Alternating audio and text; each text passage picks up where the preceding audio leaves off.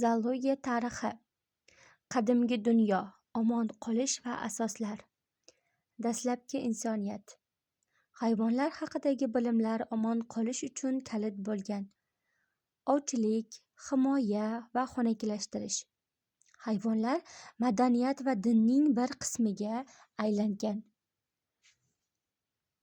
Aristotel miloddan avvalgi 4-asrda yashab o'tgan hisoblanadi. U ilmiy zoologiya asoslarini qo'ygan olim. Aristotel 500 ga yaqin turni tasvirlagan. Hayvonlarni 2 guruhga ajratgan. Qonlilarga umurtqalilar va qonsizlarga umurtqasizlar kabi dastlabki tushunchalarni umurtqalilar va umurtqasizlar kabi bo'lgan termin tushunchalarni dastlab Aristotel aniqlagan hisoblanadi. Aristotelning asosiy asari hayvonlar tarixi hisoblanadi. O'rta asrlarda turg'unlik va saqlanish vujudga kelgan. Rivojlanish sekinlashgan, ko'plab antik bilimlar yo'qolgan. Hayvonot dunyosi, afsonalar va rivoyatlar, masalan, yolg'iz shoxli otlar, grifonlar orqali tasvirlangan. Amaliy bilimlar, qishloq xo'jaligi, tibbiyot saqlanib qolgan. Buyuk kashfiyotlar davri va tasnifi. Bunday davrda buyuk kashfiyotlar vujudga kelgan. Sayohatlar, masalan, uzoq mamlakatlardan yangi hayvon turlari kashf etilishi, tasniflashga bo'lgan qiziqishlarni kuchaytirgan. Keyingi kashfiyotlar bu mikroskopning ixtirosi, ya'ni 15-asrga to'g'ri kelgan. Bu kashfiyotlar davridagi haqiqiy davr hisoblanadi, ya'ni haqiqiy yutuq.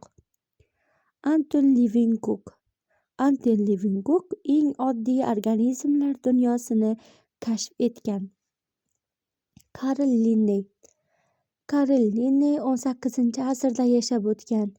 Tirik organizmlarning birinchi ilmiy tasnif tizimini yaratgan. Binar nomenklaturani joriy qilgan. Masalan, Homo sapiens. Pyotr Pallas Rossiya faunasining boyligini o'rgangan va tasvirlagan. 19-asrda Darvin inqilobi. Charles Darwin turlarning kelib chiqishi asarini nashr etgan. Turlar tabiiy tanlanish orqali rivojlanishini isbotlagan.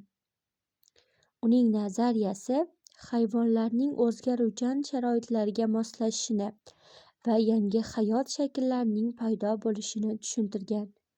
Darwinning nazariyasidan kuzatilayotgan asosiy maqsad turli xil hayvonlar qanday sharoit bo'lmasin, hayot faoliyatini davom ettirishi, hayot shakllarining yanada rivojlanib ketishini Darwin nazarda tutgan o'z nazariyalarida. 20-asrda Rossiya olimlarining hissasi. 20-asrga kelib bir qancha Rossiya olimlarining kashfiyotlarga, davr rivojlanishiga bir qancha hissa qo'shilganini yodda tutamiz. Ulardan evolyutsionistlar, ya'ni ularga Aleksey Seversev va Ivan Shvalgauzenlar kiradi. Faunachilar va zoogograflarga Mixail Menzbir va Pyotr Sushkinlarni misol qilishimiz mumkin. Bular o'simlik olamini va hayvonlarning tarqalish hududlarini o'rgangan Rossiya olimlari hisoblanar ekan. Ekologlardan Dmitriy Kashkarov va Aleksey Formozov. Ekologlarning asosiy vazifasi tashqi muhitning tirik organizm bilan yoki bo'lmasa tirik organizmning tashqi muhit bilan o'zaro bog'liqligini o'rgangan olimlar hisoblanadi. Keyingi olimimiz Konstantin Skriabin.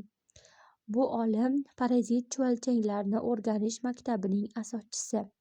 Ya'ni o'sha maktabda parazit chuvalchanglarning o'rganilishini o'rgangan olim. xavfli kasalliklarga shistozomoz, trixellos qarshi samarali kurash usullarini ishlab chiqqan, millionlab hayotni saqlab qolgan.